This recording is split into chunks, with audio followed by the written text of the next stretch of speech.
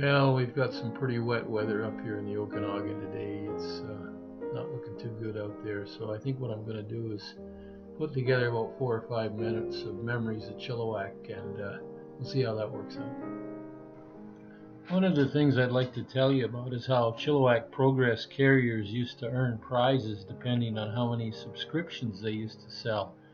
This went on for a number of years. In fact, Doug Weens went to the 1962 Seattle World's Fair just based on the number of subscriptions he had sold. So that was a really good thing that Chilliwack Progress did, and a lot of Progress carriers really appreciated that.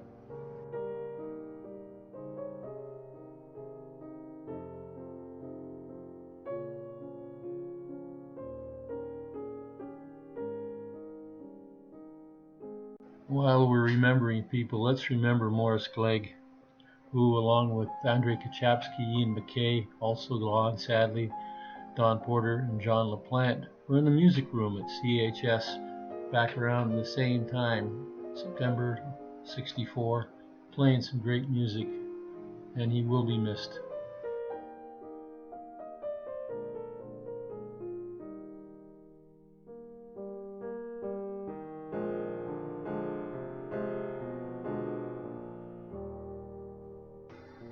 Well, I'm going to jump around a little bit, folks.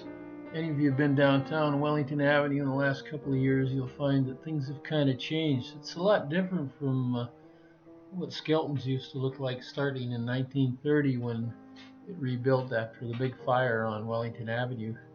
And this is kind of the memory most of us have of Skelton's, which of course became Gordray Menswear in the early 60s, but Cousin Neil managed to capture the spirit of it with his great painting he did called Hats and Shoes from a few years back. So I just thought it'd be nice to remember how things used to be, and I'm sure this will remind you of the days when we used to get calendars and stuff from these places. There were good things about those days. They weren't all good, but the calendars were good.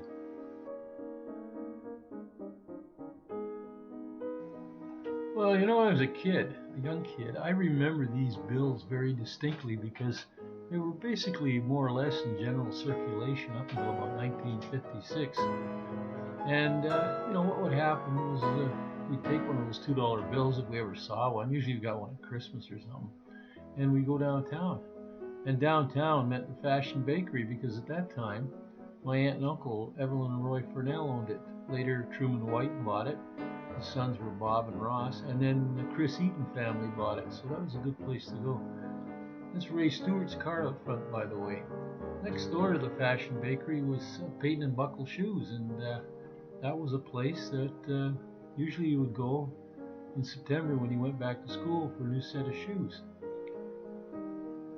But the real prize was the Paramount. This is how it looked in about 1957 if you were standing on the corner of Nowell Street and looking towards the Five Corners with George Coombs and Paul Phillips over on your right there and the corner Chevron on your left.